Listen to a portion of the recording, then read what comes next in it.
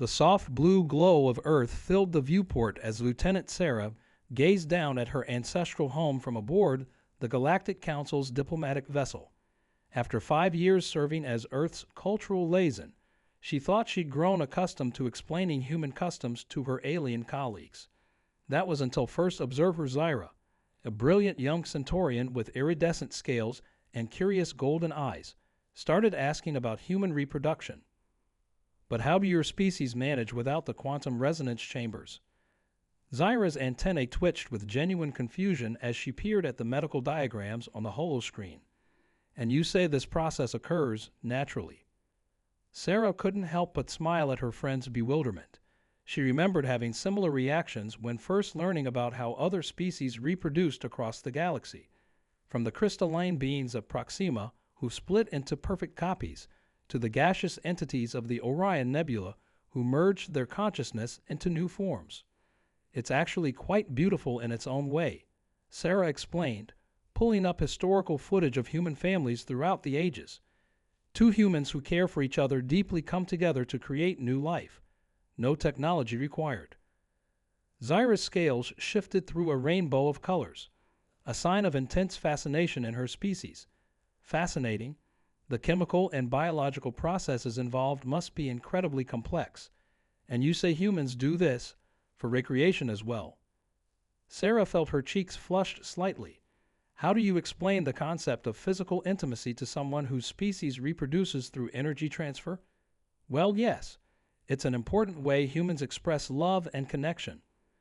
I must understand more about this, Zyra declared, her enthusiasm causing small sparks to dance between her antennae.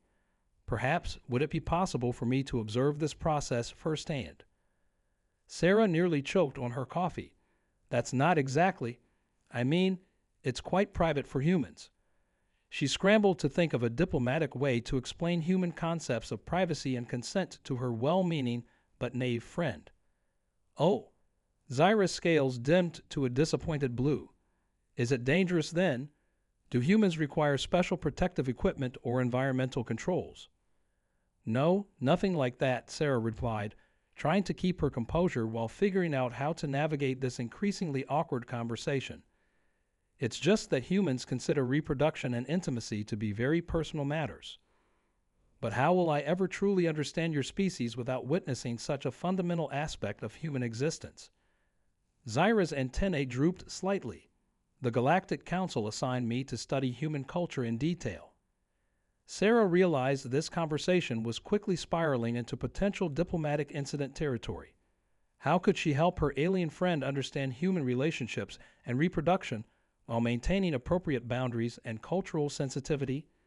As she opened her mouth to respond, the ship's emergency alert system suddenly blared to life. Red warning lights bathed the corridor in an eerie glow as the ship's A announced, "Warning, unknown quantum anomaly detected. All personnel report to designated safety zones immediately." "That's impossible," Zyra whispered, her scales pulsing with anxiety. "We're in the most stable sector of human space." She rushed to the nearest console, her claws flying over the holographic interface. Sarah's years of Space Force training kicked in. Computer, status report on the anomaly's origin and composition. The response made her blood run cold. The disturbance was emanating from the ship's quantum research lab, where several other Centaurian scientists had been conducting experiments on cross-species biological compatibility. "We need to get down there," Sarah said, already moving toward the emergency lift. "Your colleagues might be in danger." She noticed Zyra hesitating, scales now a sickly shade of green. "What aren't you telling me, Zyra?" The Centaurian's antennae drooped. The experiments, they weren't just about biological compatibility. We were trying to understand how humans create such strong emotional bonds during reproduction. The chemical cocktail your bodies produce, it's unlike anything we've seen in the galaxy. The lift descended rapidly as Sarah processed this revelation. "You were studying human love. Why didn't you just ask?" The doors opened to chaos. Swirling energy patterns filled the lab, and 3 Centaurian researchers were trapped behind a containment field, their scales flickering between colors so rapidly it was dizzying. "Because we didn't want to admit that we invited," Zyra said softly as they rushed forward. "Our species connects through pure energy transfer, efficient, logical, purposeful. But humans, you create life through an act of passion and chemistry and choice. The emotional resonance you achieve is more powerful than any quantum chamber." Sarah reached the containment field controls, her fingers dancing across the emergency protocols. "So you tried to recreate it artificially?" "Zyra, you can't synthesize human emotion. It's not just about the chemical reactions." "We realize that now," Zyra replied, working frantically beside her. "The quantum matrix is destabilizing because we tried to force an artificial merge between human emotional patterns and Centaurian energy signatures. If we can't shut it down." The trapped researchers' scales were now pulsing in perfect synchronization, and the energy patterns in the room began to coalesce around them. Sarah's eyes widened as she recognized the readings on her scanner. Impossible as it seemed, the quantum field was beginning to mimic the neural patterns of human attraction. "Zyra," she said urgently, "I think your experiment worked, just not in the way you expected. Those energy patterns, they're creating some kind of bridge between our species' forms of connection. But if we can't control it—" A blinding flash filled the lab, and Sarah felt an overwhelming wave of emotion wash over her, unlike anything she experienced before. As her vision cleared, she saw that the trapped Centaurians had changed. Their scales now pulsed with a light that seemed to come from within, and their eyes held a startlingly human warmth. The transformed Centaurians stepped through the failing containment field, their movements more fluid and expressive than Sarah had ever seen in their species. The ship's warning sirens continued to blare as the quantum anomaly expanded, threatening to engulf the entire research deck. "Their neural patterns have completely reorganized," Zyra exclaimed, her own scales resonating in response to her colleagues' transformation. "They're experiencing emotions the way humans do, but their bodies weren't designed to handle this level of sensory input. The quantum field is trying to bridge the gap between our species' consciousness." Sarah watched in amazement as one of the affected Centaurians reached out to touch the wall, tears streaming down their face. "It's beautiful," they whispered. "I can feel everything. The ship's vibrations, the texture of the metal, the warmth of life itself. Is this how humans experience the world?" The ship's computer cut through the moment. "Warning. Quantum field expansion critical. Cascade failure imminent. Evacuate immediately." The deck plates began to vibrate beneath their feet as the anomaly's energy signature grew exponentially. "We have to shut it down," Sarah said, pulling up the lab's emergency protocols. "Their bodies won't survive much longer with this level of neural reformation. The human nervous system evolved over millions of years to process these sensations. You're trying to compress that evolution into minutes." Zyra's scales flashed with determination as she worked alongside Sarah. "But look at them. They're experiencing true human connection. Everything we tried to understand about your species, they're finally feeling it themselves." The transformed Centaurians began to sing, a haunting, harmonic resonance that made Sarah's hair stand on end. The quantum field pulsed in rhythm with their voices, and she felt an echo of their overwhelming emotions. Love, fear, joy, wonder, all mixed together in a symphony of human and alien consciousness. "The field is becoming self-sustaining," Zyra announced, her voice tight with worry. "If we don't contain it soon, it could spread throughout the ship, affecting every Centaurian on board. We'd be forcing an evolutionary leap on an entire species without their consent." Sarah's fingers flew across the console as warning lights flashed red around them. They had minutes, maybe seconds, before the quantum cascade became irreversible. She looked at her friend, seeing the conflict in Zyra's golden eyes, the desperate desire to understand human connection warring with the knowledge of what it might cost. The transformed Centaurians turned toward them, their scales now pulsing with a light that seemed to reach into Sarah's very soul. "Please," they said in unison, their voices carrying both wonder and agony. "We finally understand." Suddenly, an incoming transmission cut through the chaos. "Lieutenant Sarah, this is Galactic Council High Command. Our sensors detect unauthorized quantum experimentation. Be advised, We traced similar anomalies across 3 other research vessels in human space. You are ordered to terminate all affected subjects immediately." Sarah's blood ran cold as the implications hit her. This wasn't an isolated incident. Other Centaurian scientists had been conducting the same experiments. The quantum field rippled violently around them, and through it, she could feel the transformed Centaurians' terror at the execution order. "They knew," Zyra whispered, her scales turning ash-gray. "High Command knew about the experiments all along. They were monitoring us, waiting to see if we'd succeed in understanding human emotional bonds. But why order our deaths?" The ship's AI interrupted with another warning. "Multiple Council warships detected entering the system.